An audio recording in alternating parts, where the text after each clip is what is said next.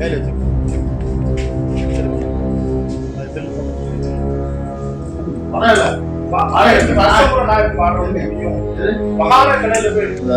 Complaint வந்து சோதனை பற்றி வந்து ஆய்வு செய்வது ஒரு 200 கிலோ எடுத்து போகணும் அதிகமாக தருவி.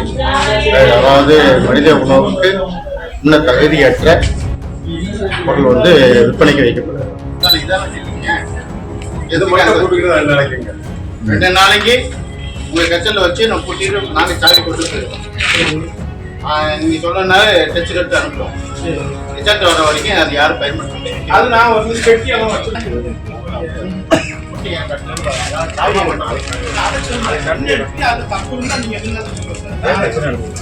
எல்லாமே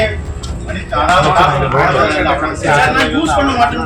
யூஸ் பண்ண எதுக்கு வச்சிருக்கீங்க? நீங்க ஏன் பேசுறீங்க?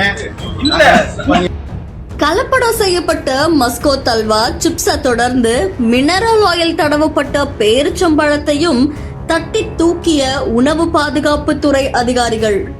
மக்கள் விரும்பி சாப்பிடுற பொருட்கள்ல இத்தனை கலப்பிடமா அப்படின்னு அதிகாரிகள் நடத்தின அதிரடி சோதனையில குற்றாலத்துல பெரும் பரபரப்பு ஏற்பட்டிருக்கு. தென்காசி மாவட்டம் குற்றாலத்துல இப்போ சபரிமலை சீசன் அப்படின்றதால இறுதி காலம் அப்படின்றதால மகர விளக்கு தரிசனத்துக்கு நாட்டுல இருக்கிற பல்வேறு பகுதிகள்ல இருந்து ஆயிரக்கணக்கான பக்தர்கள் சபரிமலைக்கு வந்துட்டு போறாங்க. அந்த வகையில அவங்க குற்றாலத்துல வந்து இறங்கி புனித நீராடிட்டு வீட்டுக்கு தேவையான அல்வா, சிப்ஸ், மஸ்கோ தல்வா, பேரிச்சம்பழம் இது எல்லாத்தையும் வாங்கிட்டு போவாங்க. இந்த நிலையில அங்க இருக்கிற பல கடைகள்ல தரமற்ற முறையில அல்வா, அதுக்கப்புறமா மஸ்கோ தல்வா, பேரிச்சம்பழம் சிப்ஸ் இந்த மாதிரி தரம் குறைஞ்சு தயாரிக்கப்படுறதா தொடர்ந்து புகார்கள் வந்துட்டே இருக்கு. இதை தொடர்ந்து உணவு பாதுகாப்பு அலுவலர் நாகசுப்ரமணியன் குற்றாலம் பகுதியில தொடர்ந்து சோதனைகளை நடத்திட்டு வராங்க.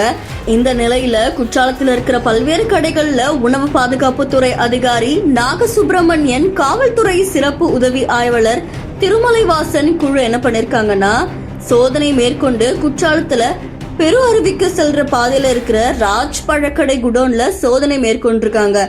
அப்போ அங்க பெட்டி பெட்டியா மினரல் ஆயில் தடவப்பட்ட சுமார் 1100 கிலோ பேரிச்சம்பழம் பதுக்கி வைக்கப்பட்டிருந்தது தெரிய வந்திருக்கு. தொடர்ச்சியா எல்லாத்தையும் பறிமுதல் பண்ணி வாகனங்கள்ல ஏத்தி குற்றாலம் பழைய குற்றாலம் சாலையில இருக்கிற குற்றாலம் பேரூராட்சிக்கு சொந்தமான உரக்கிடங்களை கொண்டுட்டு போய் அங்க பினாயில் ஊத்தி அழிக்கப்பட்டதா சொல்லப்படுது. மக்கள் சாப்பிடுற உணவுல இத்தனை கடப்பிடங்களா அப்படின்னு அதிகாரிகள் தொடர்ந்து நடத்துற இந்த சோதனை மக்கள் கிட்ட பெரும் வரவேற்பு பெற்றதா சொல்லப்படுது.